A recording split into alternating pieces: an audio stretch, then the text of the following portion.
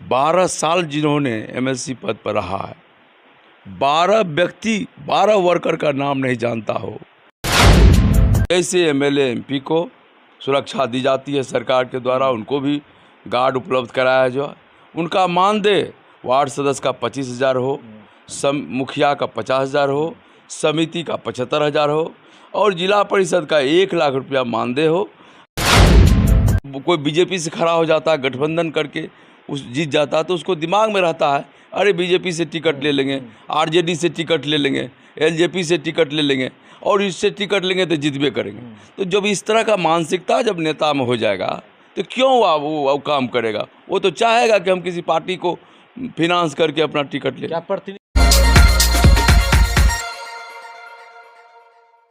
नमस्कार, आप देख रहे हैं दी बॉस न्यूज़ और मैं हूं सरफराज आलम। एमएलसी चुनाव का दौर चल रहा है, नामांकन की प्रक्रिया चल रही है और इस बीच हम एक ऐसे शख्स के पास बैठे हुए हैं जो कोसी से लोजपा रामविलास के टिकट पर चुनाव लड़ रहे हैं। आपको बता दें कि कल जिस तरह से जो चुनाव नामांकन सभा के दौरान जो है चिराग पासवान सहरसा पहुंचे हुए थे और उस दौरान जो लोगों का जनसैलाब देखने को मिला, कहीं ना कहीं चिराग पासवान ने उन जनसैलाब को देखने के बाद जो है जीत का ताल ठोक दिया। और इस बीच छत्री यादव जी इस वक्त हमारे साथ मौजूद है जो लोजपा रामविलास के टिकट से कोसी से चुनाव लड़ने के लिए जा रहे हैं। कई सवाल करेंगे और कई मुद्दों पर भी चर्चा करेंगे क्योंकि चुनाव में छत्री जी जाति समीकरण को देखा जाता है। क्या लगता है इस बार एमएलसी चुनाव में कितना जाति समीकरण, इसमें क्या हो पाएगा? इसमें हम जाति समीकरण पर बोलेंगे ही। सबसे पहले तो राष्ट्रीय अध्यक्ष हम चिराग पासवान जी को धन्यवाद देते हैं। उन्होंने कार्यकर्ताओं को टिकट दे करके कोसी के सभी दल के कार्यकर्ता का मान सम्मान बढ़ाया, न कि किसी एक खास लोगों का। बीजेपी का कार्यकर्ता हो, राष्ट्रीय जनता दल का कार्यकर्ता हो, एलजेपी का कार्यकर्ता हो या किसी दल का कार्यकर्ता हो, हमको टिकट दे करके उन्होंने कार्यकर्ताओं का मान और सम्मान बढ़ाया। इसलिए मैं उसको धन्यवाद देता हूँ। मैं चुनाव थोड़ी लड़ रहा हूँ, यहाँ का सब दल का कार्यकर्ता चुनाव लड़ रहा है, उत्साह है। कल आप चुनाव का नॉमिनेशन में देखे होंगे, जन सैलाब उमड़ पड़ा, टोटल वोटर था, मुखिया जी, वार्ड सदस्य, समिति, जिला परिषद। क्या ऐसा नहीं लगता है कि उब चुका है लोग? 12 साल जिन्होंने एमएलसी पद पर रहा है, 12 व्यक्ति 12 वर्कर का नाम नहीं जानता हो, एक सवाल पूरे सदन में नहीं रखा हो जनप्रतिनिधियों का। दिनों दिन हत्याएं हो रही है, मुखिया, समिति, जिला परिषद का कोई देखने वाला नहीं है, उसका सुरक्षा कोई करने वाला नहीं है, उसको पेंशन की कोई बात करने वाला नहीं है, उनको मानदेय की कोई बात करने वाला नहीं है। तो ये सोचने वाला बात है। अगर इस इलाका का जो समीकरण है या जो उत्साह है लोगों का, उस मुताबिक जो हमको लगता है कि हमको यहाँ का जनप्रतिनिधि एक बार मौका देगा। जाति समीकरण को लेकर, जाति समीकरण तो आप जान लीजिए 7788 वोटर है तीनों जिला में, जिसमें 7612 वोटर पिछड़े वर्ग का है और 152, 54, 55 वोटर जो है वो अपर कास्ट का। तो यहाँ बैकवर्ड वर्सेस फॉरवर्ड, माने अमीर और गरीब की लड़ाई हो रही है। तो जो ठेकेदारी प्रथा था, जो बाहुबली प्रथा था, जो पैसे के बल पर अगले बार बोलता था कि हम इस बार 1,000 रुपया दिए, इस बार 2,000 रुपया देंगे, तो हमको जो लगता है कि 50,000 रुपया भी अगर देगा किसी भी लोगों को भूलवश, तो पैसा लेकर के उसको वोट नहीं देगा। उब चुका है। चूँकि जनप्रतिनिधि का ख्याल अगर कोई जनप्रतिनिधि नहीं रखता है तो कैसे जनप्रतिनिधि उसको खोजेगा? इसलिए ये बहुत बड़ा सवाल है। आज हम धन्यवाद देना चाहते हैं आदरणीय हमारे कम्युनिस्ट नेता थे बलराम सिंह यादव जी, जो एमएलसी हुए, आदरणीय नेता हमारे और हमारे राजनीतिक गुरु भी थे आदरणीय इसराइल साहब। दोनों को मैं धन्यवाद देता हूं कि अगर आज बिहार के किसी भी जनप्रतिनिधि को 1,000 रुपया, 500 रुपया या 1,500 रुपया, 2,000 रुपया अगर मिलता है तो वो दोनों नेता के कारण मिलता है, जिन्होंने सदन में अपनी बात को रखा और लोगों को अधिकार दिलाया। आज देखिए एमएलए एमपी मंत्री का जो स्थिति है, 3 लाख 4 लाख 2 लाख 2.5 लाख रुपया पर मंथ उनको मिलता है। आए दिन जो हमारे वोट से बनता है और हमारे जनप्रतिनिधि को हम जब चुनाव जीतेंगे तो पहला मेरा मुद्दा होगा कि सुरक्षा उसका हो। जैसे एमएलए एमपी को सुरक्षा दी जाती है सरकार के द्वारा, उनको भी गार्ड उपलब्ध कराया जाए। उनका मानदेय वार्ड सदस्य का 25,000 हो, मुखिया का 50,000 हो, समिति का 75,000 हो और जिला परिषद का 1 लाख रुपया मानदेय हो। इन लोगों को पेंशन की व्यवस्था हो। हम पहला अगर जीतते हैं, हमको जैसा लगता है कि कोसी का लोग एक तरफा निर्णय ले चुका है और अपना निर्णय हमारे पक्ष में देंगे और इस कार्य के लिए चाहे सरकार किसी का भी रहे, सदन से लेकर के सड़क तक मैं आंदोलन करके हक और उनका जो अधिकार है उसको देने का। क्षत्रिय जी, एक चीज़ आप मानते हैं कि कोसी अभी भी लगता है आपको पीछे चल रहा है, पिछड़ा हुआ कोसी इलाका है अभी भी? चला गया। लोगों को एक बात हम आपसे पूछना चाहते हैं कि नीतीश कुमार जी आज 15 वर्षों से कह रहा है कि हम विकास कर रहे हैं, करेंगे बीजेपी की सरकार। क्या आप देख रहे हैं सहरसा शहर में सड़क एक भी बना है क्या?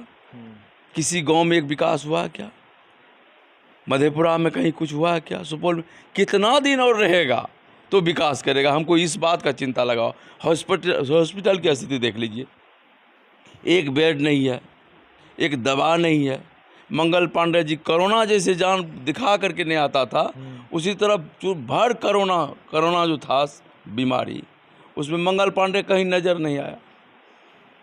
अभी एक भी ऐसा जनप्रतिनिधि नहीं है जो सहरसा की मूलभूत समस्या को सदन में उठावे। सारा चीज़ चला गया, सहरसा से एयरपोर्ट चला गया, एम्स चला गया, ना जाने कितने चीज़ों को सहरसा से ले जाकर दूसरी जगह फेंक दिया गया है। क्यों नहीं सहरसा की जनप्रतिनिधि इस पर आवाज़ क्यों नहीं उठाता है? क्या लगता है इसमें? देखिए, इसमें हम बड़ी बात बोलने जा रहे हैं। इसलिए नहीं उठाता है कि यहाँ जो लीडर जीतता है वो पार्टी विशेष पर जीत जाता है, उसको सरजमीन से कोई लेना देना होता है। अगर सरजमीनी बात पर कोई लीडर जीते तो उसको इस समस्या का ज्ञान होगा। कोई बीजेपी से खड़ा हो जाता है, गठबंधन करके उस जीत जाता है, तो उसको दिमाग में रहता है अरे बीजेपी से टिकट ले लेंगे, आरजेडी से टिकट ले लेंगे, एलजेपी से टिकट ले लेंगे और इससे टिकट लेंगे तो जीतबे करेंगे। तो जब इस तरह का मानसिकता जब नेता में हो जाएगा तो क्यों वो काम करेगा? वो तो चाहेगा कि हम किसी पार्टी को फिनांस करके अपना टिकट ले। क्या प्रतिनिधि ये तो नहीं सोच रहे हैं कि चलिए बनवा देंगे, फिर आगे चुनाव में हमारा मुद्दा नहीं रहेगा? नहीं, वैसा जनप्रतिनिधि चुन के ही नहीं आता है।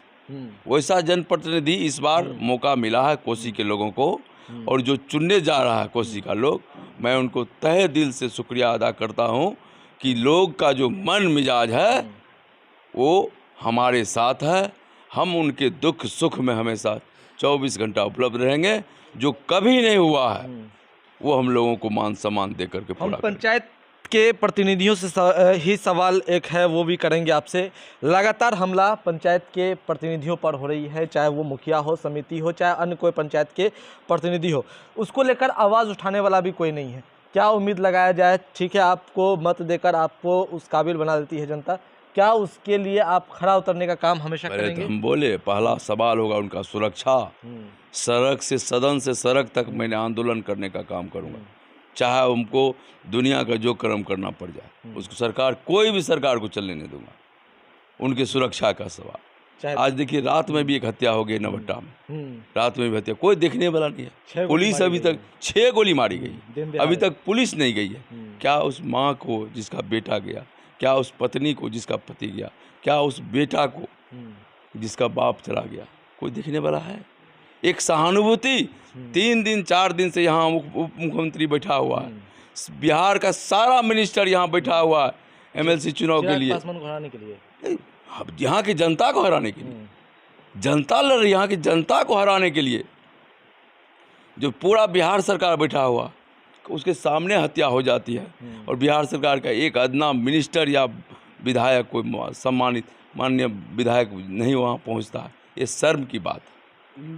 चिराग पासवान अकेले चल रहे हैं और जिस तरह से उन पर उनका समर्थन लोगों का मिल रहा है, क्या लगता है भविष्य में क्या होने जा रहा है इसको लेकर? आप देख लीजिए, अकेले है, कल हजारों की भीड़ थी जनप्रतिनिधियों का, अकेले कैसे है? आप देख लीजिए भीड़, कितना उत्साहित भीड़ था। और यह सीट परंपरागत लोजपा का सीट है। इसराइल साहब भी लोजपा से जीते थे, इससे पहले जो प्रत्याशी थी वो भी लोजपा से जीती है।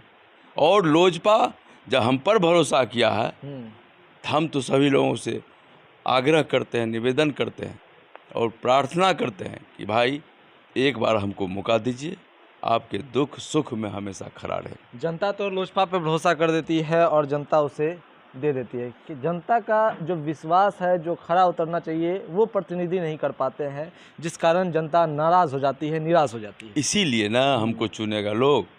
जब 12 बरस में नहीं पहचान सका वर्कर को, इसीलिए ने इतना जनसमूह, जनसमर्थन, जनप्रतिनिधियों का है कि वर्कर जो उब गया है, जिताते जिताते नेता को उब गया, वर्कर को कोई देखने वाला नहीं। इसीलिए इस बार सारे लोग मिल करके एक कार्यकर्ता, आम कार्यकर्ता को जिताने के लिए मूड बना लिया। क्या उम्मीद लग रही है आपको अंतिम सवाल? 7 तारीख को आप देख लीजिएगा, जीत सुनिश्चित है।